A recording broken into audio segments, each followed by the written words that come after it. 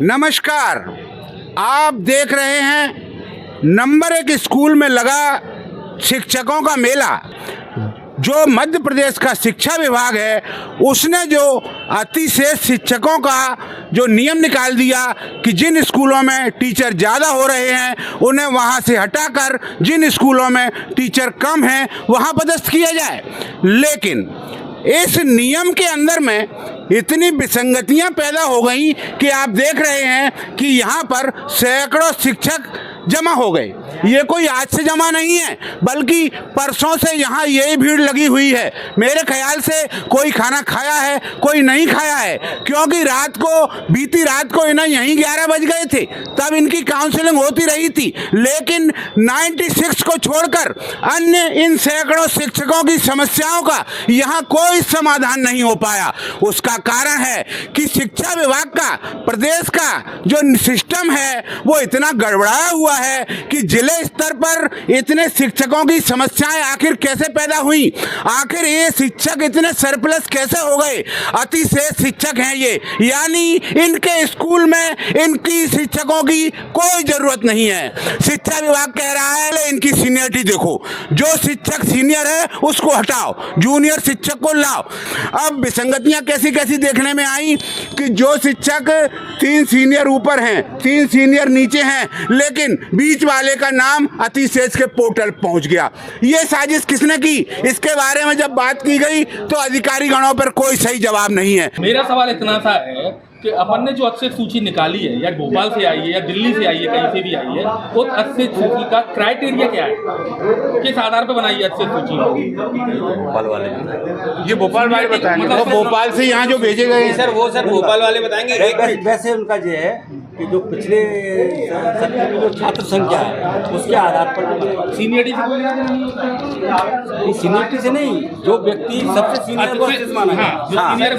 एक स्कूल में वो शासन का नियम हो सकता है, पर हम ये जानना चाहते थे कि जो सीनियर है उसको अपन अतिशेष कैसे मान रहे हैं, जबकि जो लास्ट में आया हुआ शिक्षक है वो अतिशेष होना चाहिए कायदे से, क्योंकि वो बिना जरूरत के आया है। जो शिक्षक हैं वो तो ये बता रहे हैं कि हमारा नंबर स्कूल ज्वाइनिंग में 4थे नंबर पर है, लेकिन पोर्टल में हम ही नंबर 1 पर है। ऐसे बाहर केस हैं। नहीं, ऐसे तो हमने निराकृत कर दी नहीं किया अभी तो हुए नहीं। एक चीज और बताइए, सूची लग रही है। एक चीज और बताइए, एक स्कूल में प्राथमिक, माध्यमिक और सारे स्कूल लग रहे थे। एक समय पे वो सारे एकीकृत हुए, एक साल में कंबाइंड हो गए।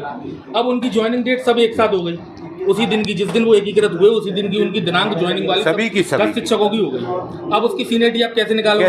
10 शिक्षकों की सीनियरिटी। अब उसमें बोल दिया कि उम्र के टीचर बता रहे हैं कि उम्र की वजह से सीनियर हो गया, मतलब उम्र के सीनियर, जबकि उम्र वाले को तो रहना चाहिए। सीनियर का जो डिसाइड किया है संस्था में आने के दिनांक से किया है, तो संस्था में आने का दिनांक तो एक ही कर दिया है उस दिन, एकीकृत करते ही सन एक ही कर दिया 2011।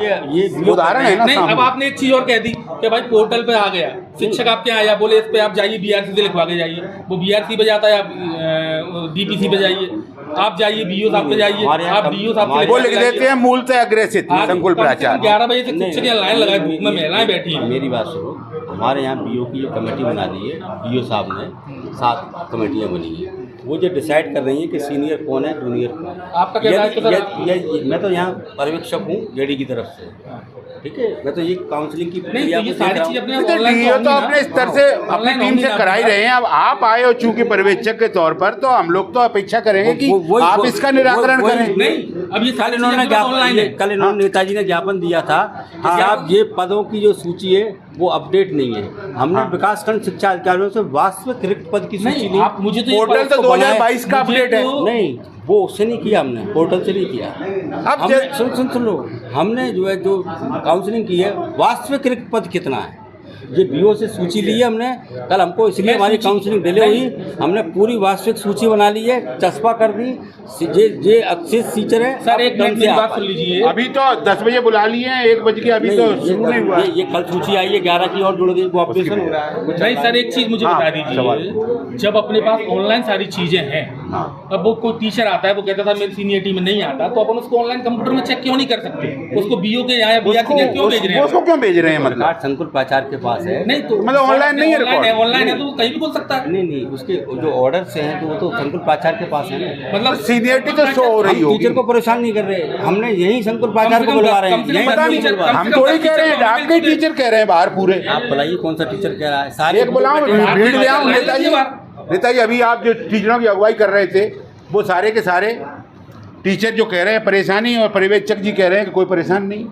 आप क्या कहते हो? सबका निराकरण कर रहे हैं। आप क्या कहते हो? सबसे बड़ी बात क्या है कि इनसे हमने कहा था कि ये जो विसंगतियाँ हैं, मैंने आदरणीय सहायक संचालक महोदय ने उन्हें निपटाने का पूरा प्रयास किया है। अच्छा। हाँ, और हमारी निगाह है अच्छा, इसके साथ गलत नहीं हो। अपडेट नहीं, इनका पोर्टल अपडेट है? नहीं है। नहीं है ना? हाँ। तो पोर्टल अपडेट नहीं है ना इनका? नहीं। तो फिर अब सबसे बड़ी समस्या तो ये बीओ ये कहते हैं कि सब बीओ साहब और जेडीओ ऑफिस साहब वो अपनी मनमानी कर रहे हैं। रात को हमारी बात वो कह रहे थे, हमारे पास रिकॉर्डिंग है सारी। हमें नहीं लग रहा कि कहीं कहने से निकालेंगे। मैंने सारे बीओ बैठे हुए हैं कमरे में, वो कह रहे हैं कि वो सारे बीओ उनकी बैठे मनमानी हुए चल हैं, रहा है। सारे आप कह बीओ, रहे हैं सारे संकुल प्राचार्य बैठे हैं। यही तो समझ में नहीं डिसाइड आ रहा करिए कि पद रिक्त है या नहीं। रिक्त पद है तभी उसको सूची अपडेट कर रहे हैं। चाहे हमको काउंसिलिंग एक मामला ऐसा पद रिक्त नहीं है, वो बात ठीक है, लेकिन 7 टीचर हैं एक स्कूल में, उसमें से ऊपर 3 सीनियर हैं ज्वाइनिंग में और 3 नीचे जूनियर हैं। चौथे नंबर पे बीच वाला जो 4 नंबर पर है उसका नाम अकेला पोर्टल पे है। वो अगर आपत्ति ये किसकी साजिश है? आपत्ति जो करेगा ही भाई वो। तो हमने निराकरण कर दी ना। नहीं की ना, वो बीआरसी के यहाँ हुआ है, बीओ के यहाँ हुआ है, 2 बार लिखवा के लाया वो। कल हमने 90 लोगों की सूची की है, कल हमने निराकरण करके किया है पूरा। एक भी व्यक्ति हमसे ये नहीं कह सकता कि मैं जूनियर से को इसने सीनियर को जो है एक्सेस कर दिया है, जूनियर को कर दिया, नियमानुसार किया।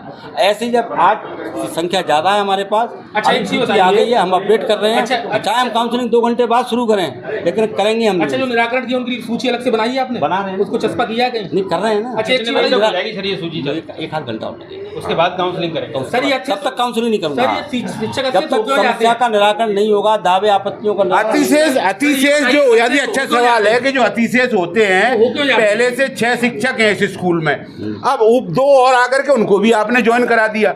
मैंने नहीं कराया, शासन ने। शासन की आपको शासन के प्रतिनिधि के तौर पे ही आपसे बात हो रही है। ट्रांसफर मैंने तो नहीं किया। हाँ, नहीं, आपके प्रतिनिधि, आप शासन के प्रतिनिधि हैं, यहाँ पर्यवेक्षक हैं। स्थिति बनती क्यों है? भाई अब 8-8 कर दोगे फिर उसमें से आपको नहीं लगता कि जो सर बाद में आया बिना जरूरत के आया वो सरप्लस माना जाना चाहिए? पॉलिसी भोपाल का पॉलिसी क्या होना चाहिए आपके हिसाब से? सीनियर कौन होना चाहिए, सरप्लस कौन होना चाहिए स्कूल में? नहीं, आप तो व्यक्तिगत मत जानना चाहेंगे हम सर, बतौर अधिकारी नहीं, अब तो आप पर्यवेक्षक मत जानना चाहेंगे। आप तो बताओ कि सरप्लस किसको कहते हैं? ये वित्त विभाग ने ये कर दिया, अगर किसी स्कूल में 5 पद स्वीप करते हैं, तो अगर वहाँ 8 व्यक्ति कार्यरत हैं, 3 की तनख्वाह स्टॉप हो। मतलब पुराने वालों को निकाल दो, ये कौन सा सिस्टम है? आप ये ये समझिए। भोपाल की जो पॉलिसी नीति है वहीं से है कि सीनियर को असेस कर। क्या आप इसे अच्छा मानते हैं कि पुराने वालों को निकाल दो, नए को? मैं तो शासन के निर्देशों का पालन नहीं, आपका करूंगा। व्यक्तिगत मत सर, हम कह चुके हैं, आपका व्यक्तिगत मत जानना चाह रहे हैं। नहीं, मैं व्यक्तिगत बताई नहीं सकता। बतौर पर्यवेक्षक मैं तो शासन का कर्मचारी हूँ। और अब ये रायता पूरा फैला हुआ है, नहीं, उसको रायता आप कोई नहीं समेटा। पता नहीं, अब 3 दिन हो गए, शिक्षक ही रो रहे हैं। हम तो अपनी ओर से, हमें तो कोई दिक्कत नहीं है। देखो सूची कल आई है 9:30 बजे सवेरे। आप बताओ, कल सूची आई है, उसका फिर दावे आपत्ति तो लेंगे हम। कल हमने सहायक शिक्षक की तो अपन मानते हैं कि शाम तक अपन सारे निराकरण हो जाएंगे। रात तक करने के बाद ही काउंसलिंग करेंगे। बिल्कुल जी डीओ साहब, आप जी। जिले के जिम्मेदार अधिकारी हैं, शिक्षक विभाग के जिम्मेदार अधिकारी हैं। शिक्षक कल से 2 दिन से परेशान हो रहे आप भी हैं। अपने यहाँ जिले धूप की में बात बरसात करें। का मौसम भी हो रहा है, परेशान नहीं हो रहा। अच्छा, कल 96 सहायक शिक्षकों की काउंसलिंग की गई और उनके सारे दावे आपत्ति लिए गए। हमारे प्रदीप पांडे जी आए हैं जेडी ग्वालियर से, उनके निर्देशन में पूरी पाक साफ प्रक्रिया से काम हो रहा है। कल की काउंसलिंग में कोई शिकायत मुझे प्राप्त नहीं हुई है। कल जो दावे आपत्ति आए हैं, मान्य और अमान्य, उनको कर रहे हैं।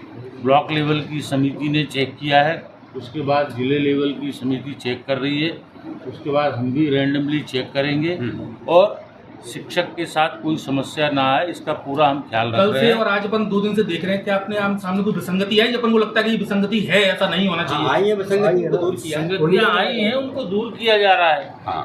ठीक है, जो अब जैसे कुछ है, उन्हें प्रमाण पत्र नहीं है, वो कह रहे साहब हम बीमार हैं गंभीर, उनको मान्य कर रहे हैं। आप कैंसर पीड़ित हैं, स्थानांतरण पॉलिसी 2022 की कंडिका 3.2 में जो दिए हैं, उनके हिसाब से प्रमाण पत्र ले आइए, हम उनको मान्य करेंगे, उनका ट्रांसफर नहीं करेंगे। सीनियरिटी को लेकर कई चीजें निकल के आ रही हैं। जो 61 साल के ऊपर है उनका हम नहीं कर रहे, अतिशेष में नहीं मान रहे सीनियरिटी जैसे क्या है, किसी को तो अपन मान रहे हैं पद के हिसाब से, जिस दिन तो उसने ज्वाइन किया उस हिसाब से अपन सीनियरिटी देख रहे हैं, और कई जो एकीकृत साल हो गए उसमें उम्र की सीनियरिटी देख रहे हैं। तो ये यहाँ पे संगति समझ में नहीं आ रही कि ये कौन सा सिस्टम है कि एक तरफ अपन पद की देखिए सीनियरिटी, शासन निर्देशों का पालन हम कर रहे हैं और शासन निर्देशों के पालन के अतिरिक्त हमारा कोई व्यक्तिगत मत नहीं है। हम क्या शासन ने ये कहा है कि एकीकृत साल में उम्र के हिसाब से सीनियरिटी देखी जाए? शासन ने कहा है जो सीनियर है वो अतिशेष माना जाएगा। सीनियर कौन सा, उम्र या पद? ज्वाइनिंग दिनांक किया उसकी ज्वाइनिंग दिनांक से या उम्र के हिसाब से? ज्वाइनिंग तो दिनांक साल में तो ज्वाइनिंग दिनांक सबकी एक ही चढ़ी हुई है। कैसे निकालोगे? अलग अलग पोर्टल पे तो एक ही सन 2011 महेश कुमार अग्रवाल। आप क्यों आए हैं यहाँ? इसलिए आए हैं कि मेरा काउंसलिंग में नाम दिया गया जी, और सरप्लस में नाम मेरा देने से हाँ। मुझसे जबरदस्ती काउंसलिंग करा ली गई। अच्छा। जबकि मैं जूनियर हूँ, हाँ। सीनियर दूसरा है। अच्छा। उसका नाम भी है। अच्छा। पर उसको ना लेते हुए मुझको ले लिया गया है। अब आप क्या करेंगे? अब मैं शिकायतें कर रहा हूँ, कोई सुनवाई है नहीं। ठीक बात है। आप क्यों आए हैं? मेरी मिसेज का गलत तरीके से हाँ। अक्षय सूची में नाम डाल दिया है। अच्छा और जबकि वो उस क्राइटेरिया में नहीं आती है। अच्छा। ये सब गलत हो रहा है। किसी अधिकारी से बात करते हैं, कोई सुनता नहीं है। हाँ, आपत्ति लगाई है, आवेदन लगा दिया। आवेदन लगा दिया। थोड़ा इंतजार करेंगे। ठीक, आप बताएं क्यों आए हैं?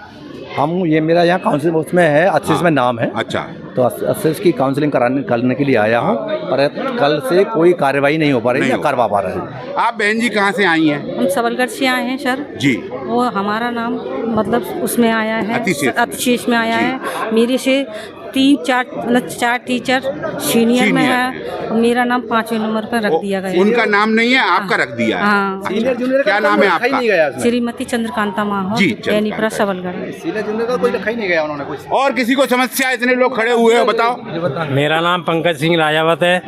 मेरा नाम गलत तरीके से अतिशय शिक्षक में सूची में आया है, और मुझसे पहले वरिष्ठ 4 शिक्षक हैं वहाँ, उनका नाम ना होते हुए मेरा नाम अतिशेष में रखा गया है। आपने आवेदन दिया? मैंने आवेदन दिया है, आपत्ति लगाई है, लेकिन अभी तक कोई निराकरण नहीं हुआ है। कितने दिन हो गए इस बात को, आपत्ति को? आज तीसरा दिन है।